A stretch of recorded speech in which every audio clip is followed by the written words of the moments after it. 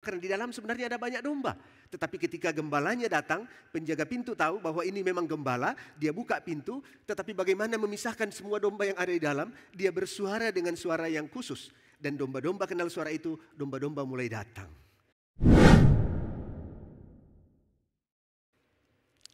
Shalom dan selamat pagi semuanya.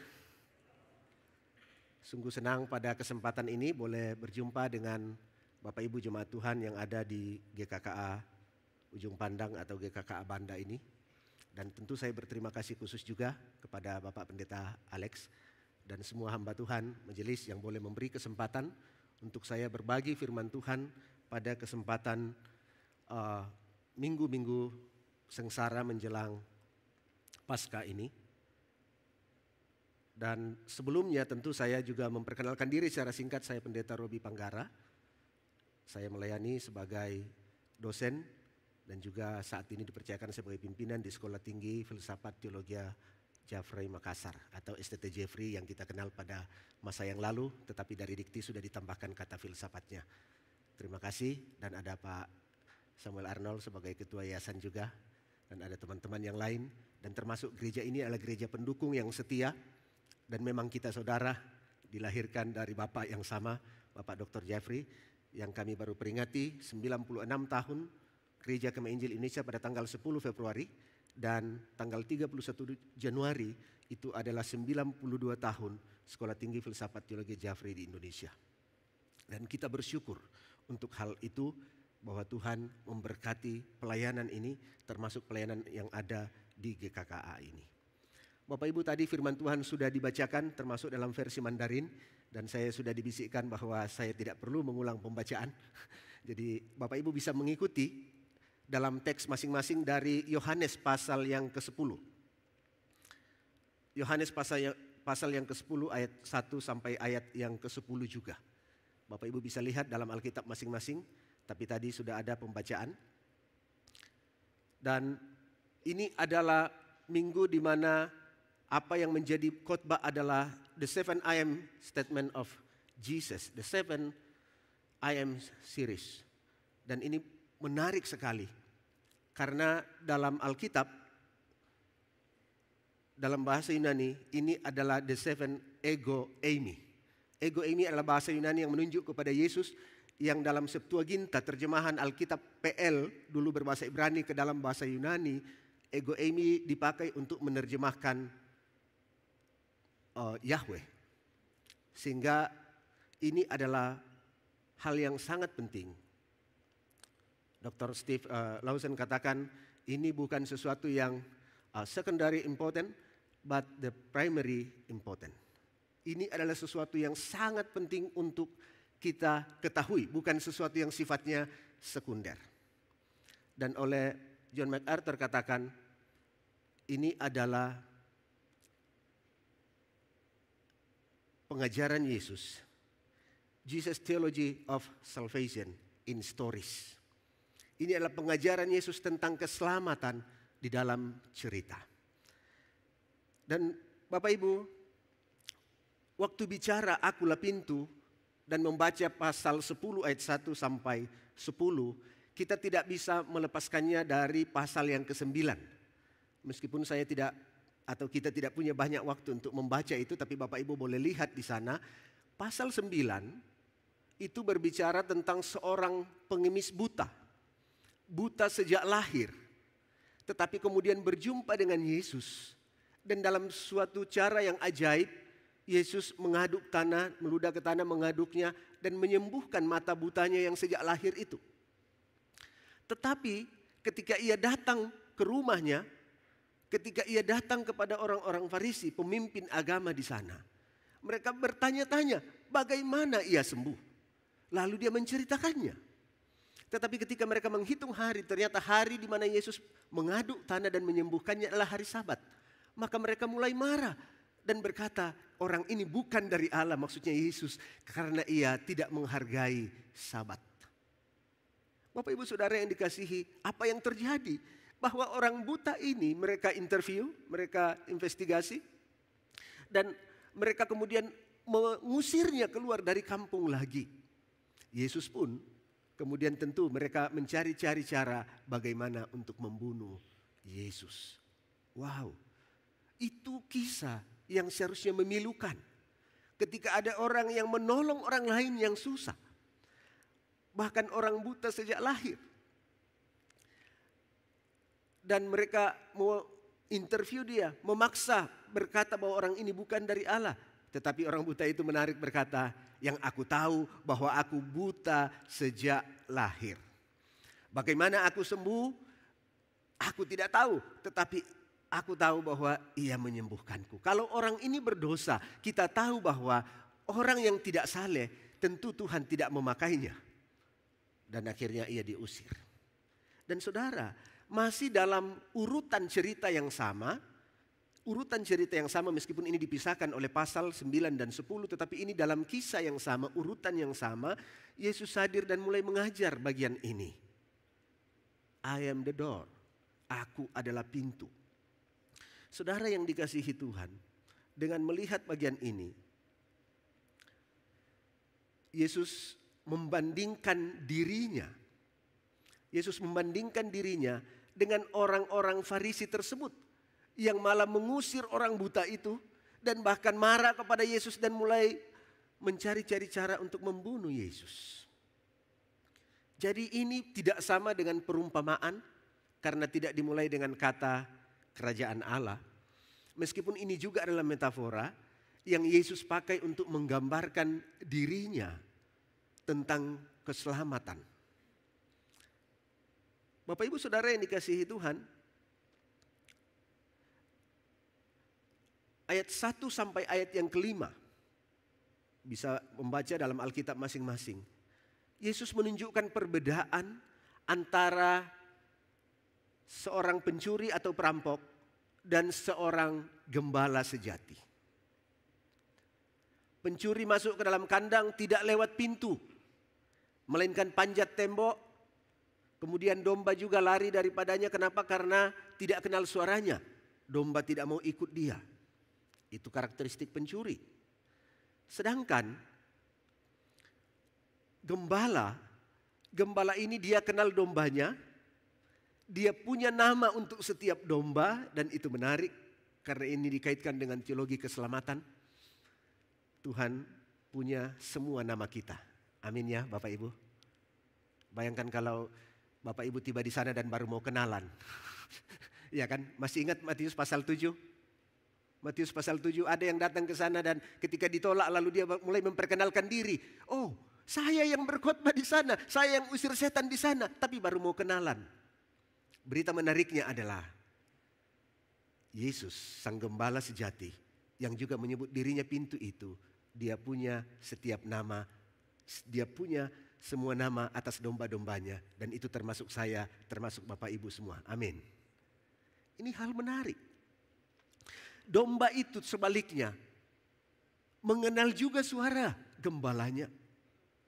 Suara yang dikenal itu didengarnya. Lalu karena mereka kenal suara itu mereka ikut. Dan sang gembala menuntunnya ke padang rumput.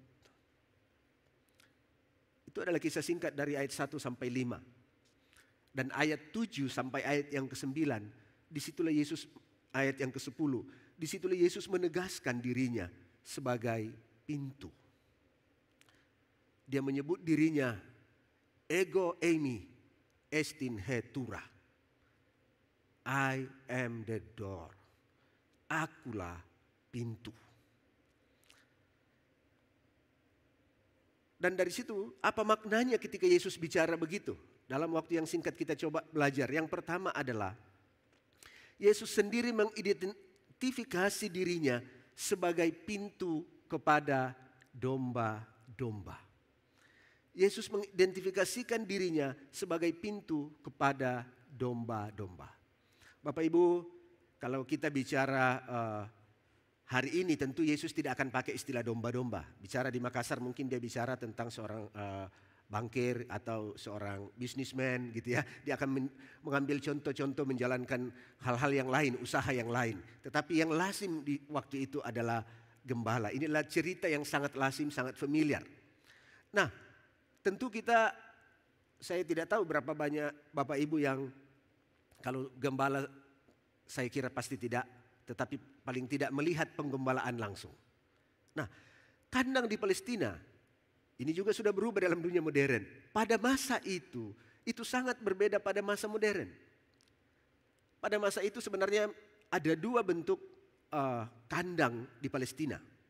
Yang pertama adalah karena ada daratan tinggi, di mana di situ ada tebing juga, ada jurang, dan karena topografi ya, masalah topografi lingkungan di sana, maka di situ ada gembala-gembala yang membawa ternak mereka, dan ternak-ternak itu tentu rentan terhadap entah jatuh ke dalam jurang, termasuk juga di sana ada predator, ada binatang-binatang yang siap untuk menerkam dan menghancurkan.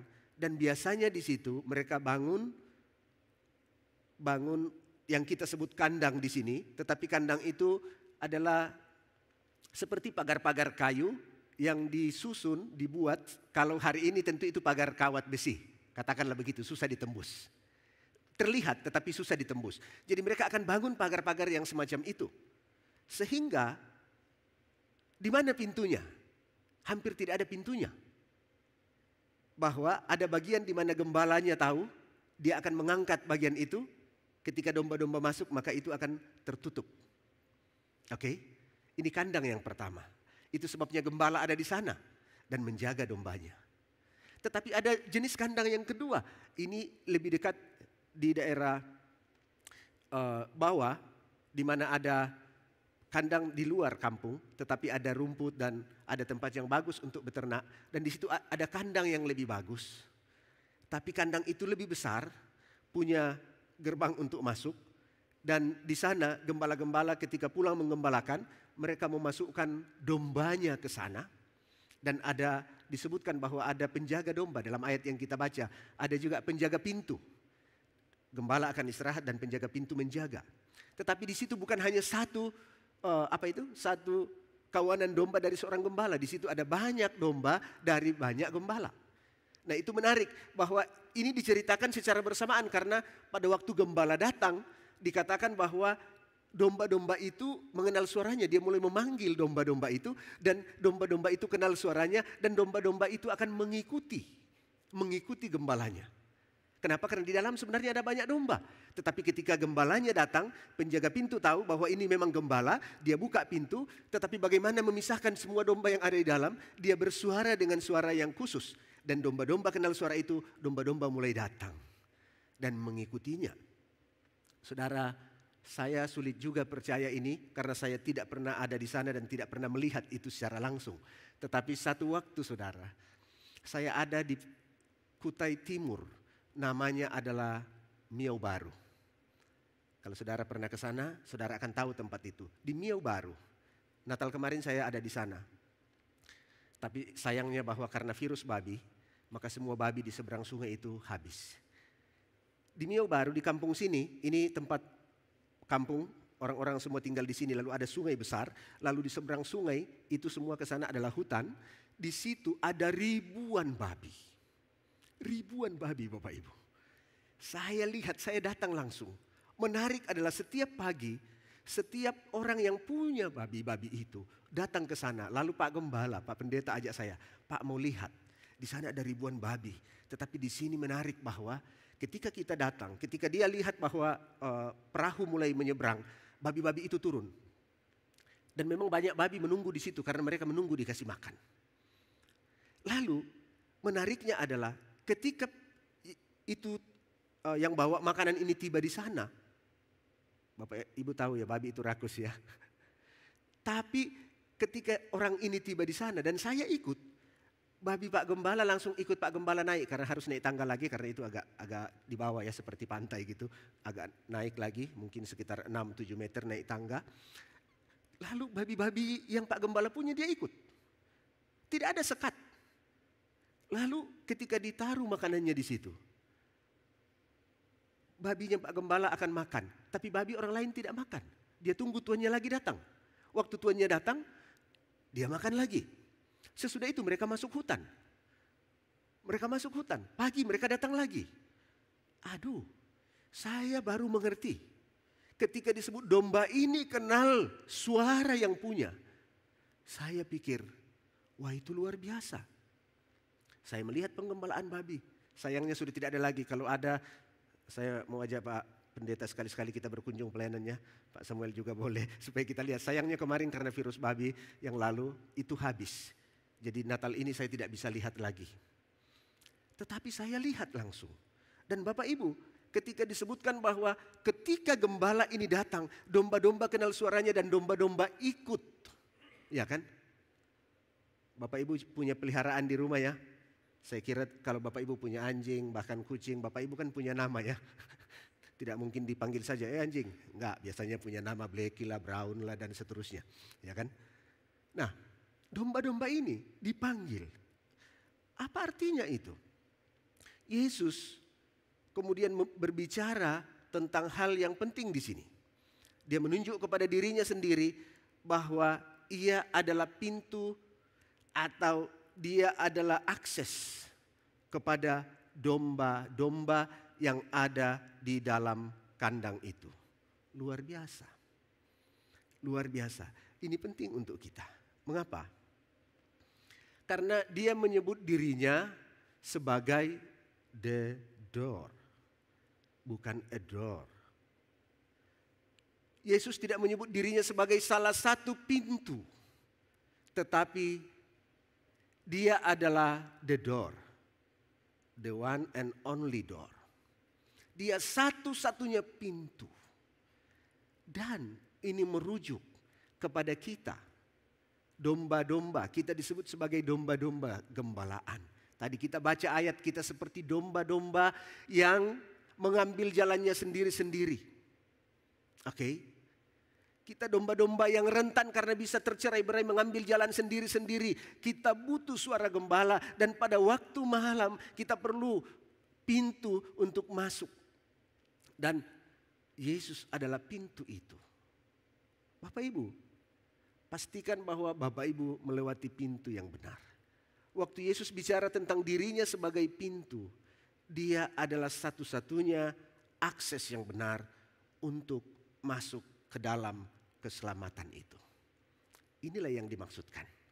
Dia adalah pintu kepada keselamatan. Tetapi bukan sekedar pintu, the one and only. Satu-satunya pintu kepada keselamatan itu. Untuk itu Bapak Ibu, jika Yesus adalah pintu, maka hal penting bagi kita sebagai implikasi adalah semua kita harus datang kepada Yesus. Mengapa? Karena itu satu-satunya pintu. Kalau Bapak Ibu tidak datang kepada Yesus, Bapak Ibu tidak akan melewati pintu. Kalau Bapak Ibu tidak melewati pintu, maka Bapak Ibu akan ada di luar. Dan kalau Bapak Ibu ada di luar, maka Bapak Ibu sangat rentan terhadap pencuri, perampok, termasuk predator-predator lainnya. Tetapi syukur bahwa Yesus menyebut dirinya pintu.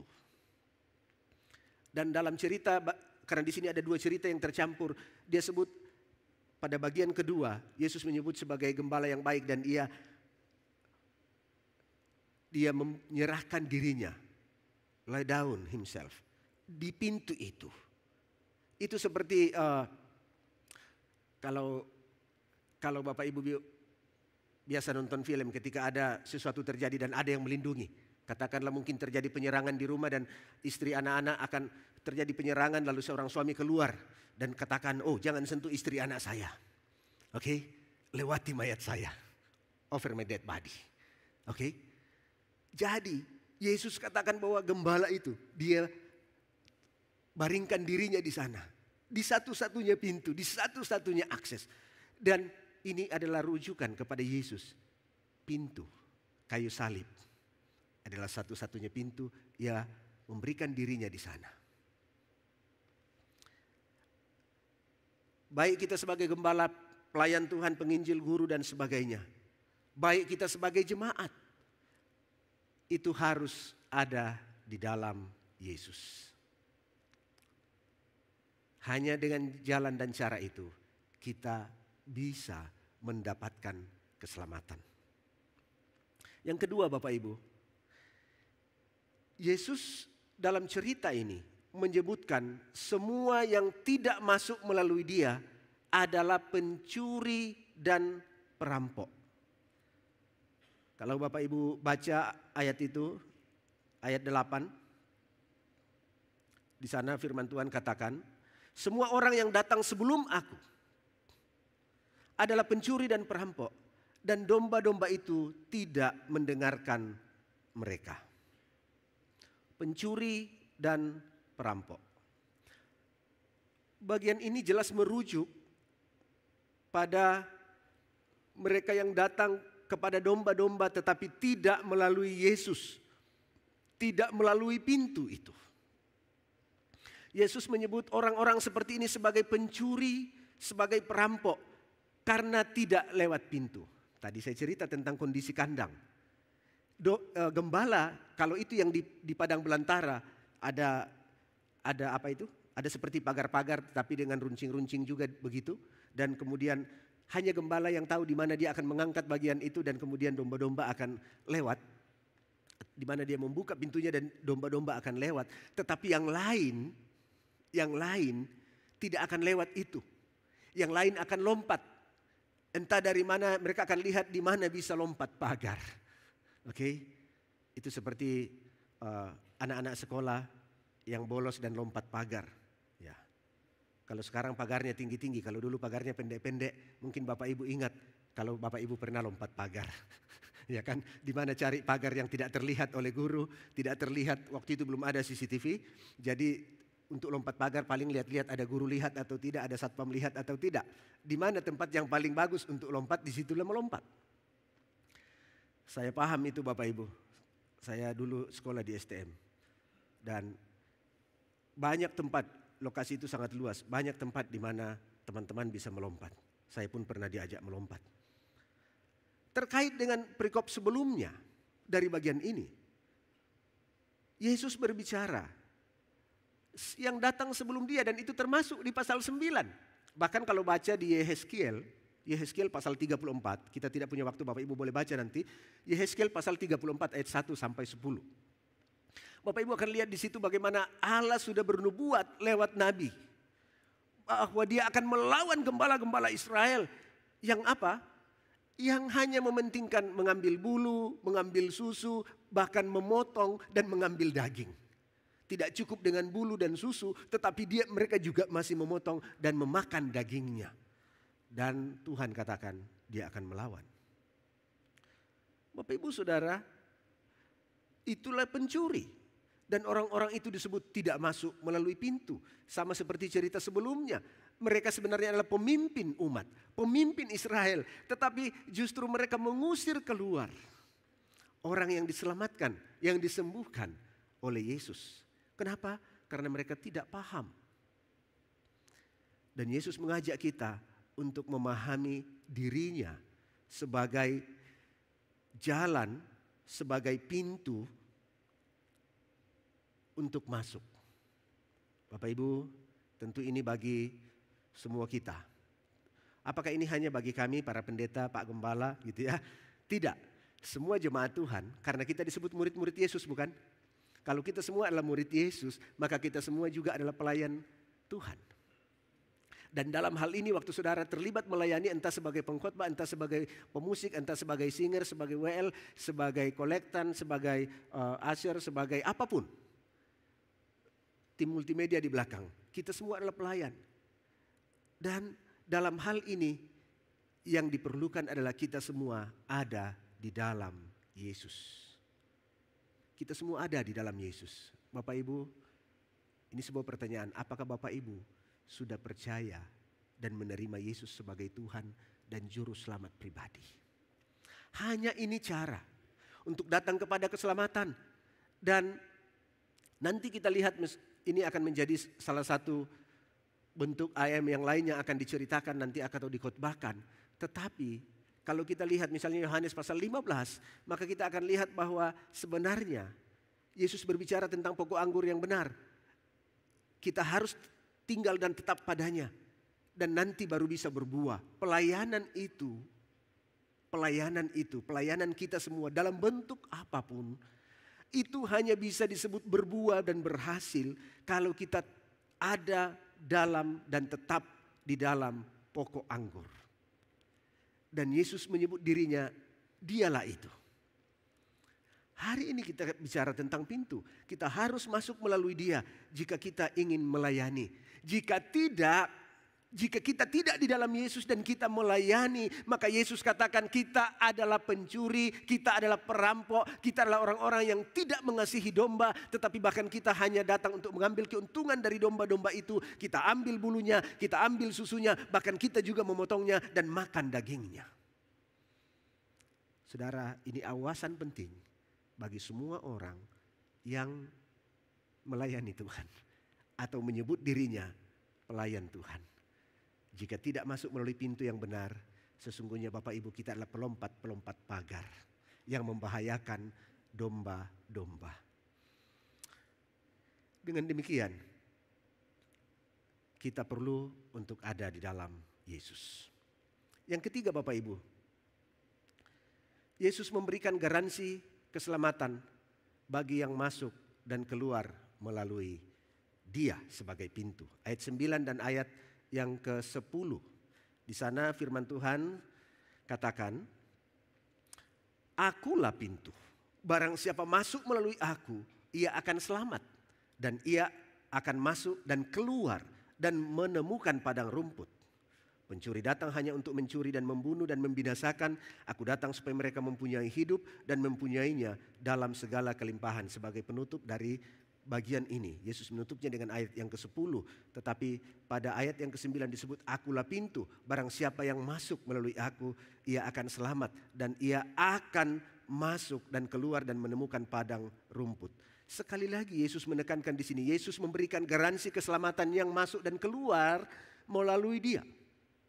Sebagai satu-satunya pintu. Membaca ayat ini, kalau tadi bagian kedua adalah kita menempatkan diri sebagai pelayan. Tetapi membaca bagian ini seperti diperuntukkan bagi domba-domba juga.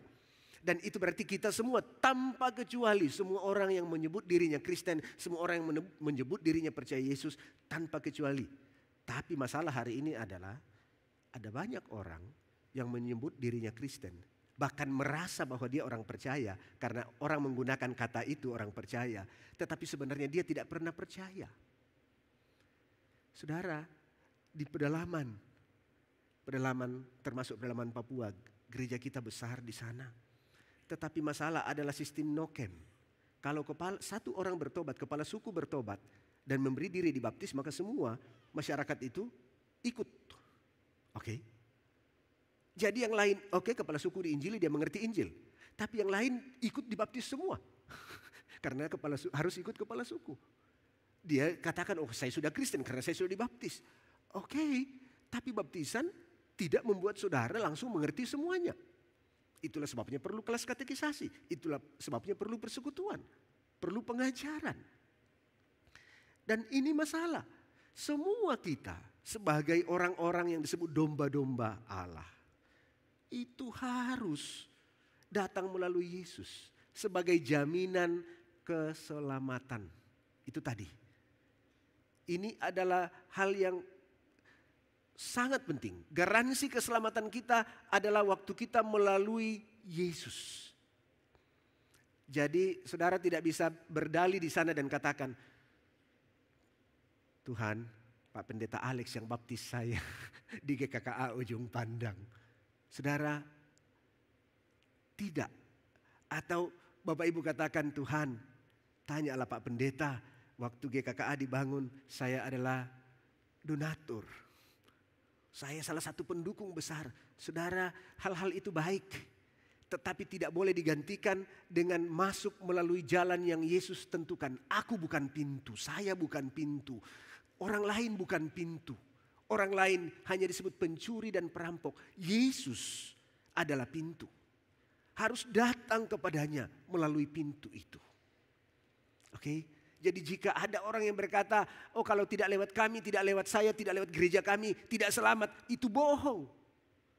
Hanya lewat Yesus. Tidak ada satu garansi apapun. Kecuali lewat Yesus.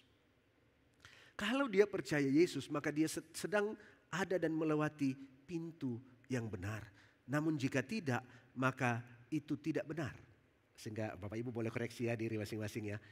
Apakah Bapak Ibu memang sudah pernah menerima Yesus sebagai Tuhan dan Juru Selamat pribadi? Itu jaminan kita untuk menerima keselamatan di dalam Yesus. Lewatlah pintu yang benar.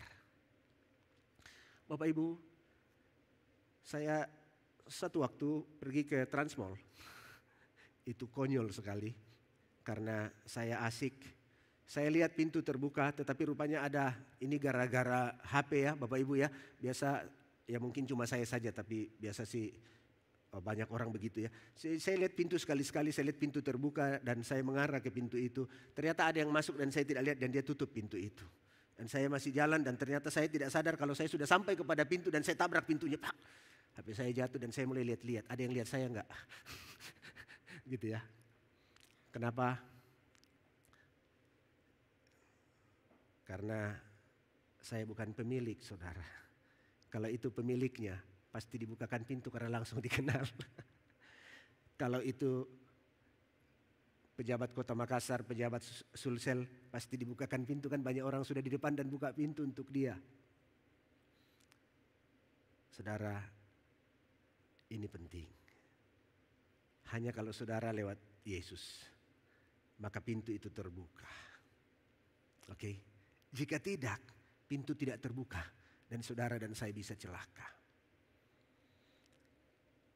Bapak Ibu Saudara yang dikasihi Tuhan, pengajaran-pengajaran ini sangat penting tentang keselamatan yang digambarkan Yesus, tetapi hanya boleh melalui Dia. Dan bahkan para pelayan yang tidak ada di dalam Yesus, yang tidak percaya Yesus pun hanya disebut sebagai pencuri dan hanya disebut sebagai perampok. Mereka membahayakan kawanan domba. Sehingga perlu juga screening Pak ya. Alex ya, ketika ada hamba Tuhan yang melamar, ya kita perlu wawancara. Perlu wawancara, benarkah dia percaya Yesus? Apakah dia tidak sekedar cari pekerjaan? Ya kan? Dan kami pernah mengalami hal itu. Ada orang yang datang melamar, tapi ternyata dia hanya butuh pekerjaan. Tetapi pekerjaan atas nama pelayanan. Bukan. Pelayanan ini adalah pelayanan penggembalaan. Kita semua adalah domba-domba pada waktu yang sama. Tetapi pada waktu yang lain memang ada perbedaan karena Yesus membandingkan pada dirinya sendiri. Yesus adalah gembala yang baik. Ini adalah the next I am series ya. Yesus adalah gembala yang baik, tetapi di bawah Yesus itu ada gembala-gembala yaitu pelayan-pelayan yang lain. Tetapi itu harus di bawah dan di dalam Yesus. Jika tidak, maka kita hanya sekedar pencuri dan sekedar perampok. Bapak Ibu Saudara yang dikasihi Tuhan. Marilah kita melihat diri kita masing-masing. Apakah kita sungguh sudah melalui pintu yang tepat untuk datang kepada keselamatan kekal. Ayat ini berkata, kalau melalui Dia kita akan masuk dan selamat. Selamat dari ancaman seperti domba-domba yang dihimpunkan masuk ke dalam kandang dan mereka selamat. Tetapi pada waktu yang sama juga ada kata keluar.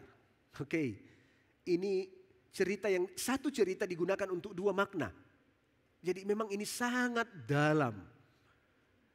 Satu cerita digunakan untuk dua makna. Di satu sisi kandang ini dipakai untuk menceritakan bagaimana kita sebagai domba yang ada di luar sana kemudian dipanggil masuk dan selamat. Tetapi ada sisi di mana domba-domba ini dibawa keluar dan dibawa ke padang rumput dan kepada air yang tenang. Di lain sisi ini juga menggambarkan bahwa Yesus adalah pintu yang membawa kita keluar dari perbudakan kepada kebebasan di dalam keselamatan. Yesus adalah satu-satunya pintu untuk membawa kita keluar dari perbudakan. Kita dikungkung, kita ada dalam perbudakan. Tetapi dengan Dia sebagai pintu, Dia satu-satunya yang dapat membawa kita keluar dari perbudakan itu.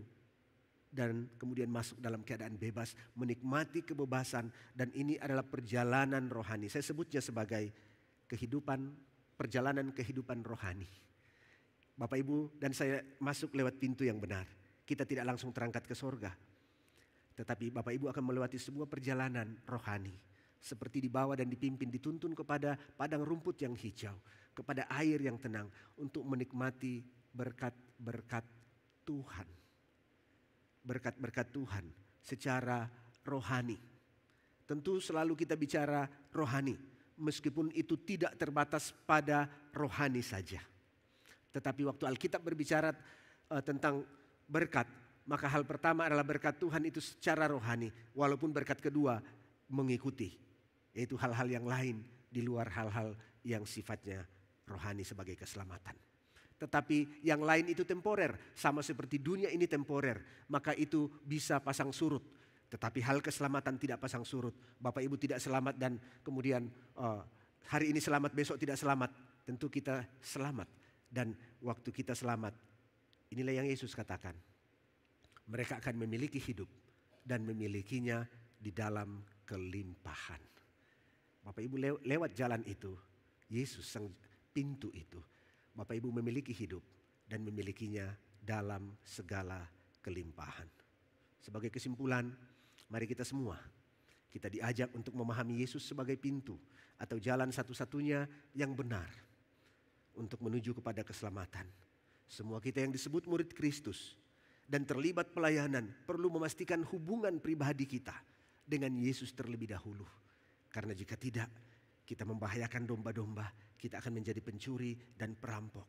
Dan yang terakhir adalah semua jemaat, kita semua perlu memastikan hubungan kita dengan Yesus sang pintu, sang juru selamat itu sebagai syarat untuk menikmati perjalanan kehidupan rohani yang benar dan menyenangkan, keluar dari perbudakan dosa kepada kehidupan yang merdeka dalam penyertaan pertolongan Tuhan. Kiranya Tuhan menolong Bapak Ibu saya dan saudara untuk menjalani perjalanan rohani kita, secara khusus dalam minggu-minggu sengsara Prapaskah ini. Tuhan menolong kita untuk menghayati pengorbanan Yesus. Dan secara khusus dalam minggu-minggu khotbah di IM series ini, kiranya kita ditolong untuk memahami keselamatan di dalam Yesus dan Yesus sebagai sang juru selamat.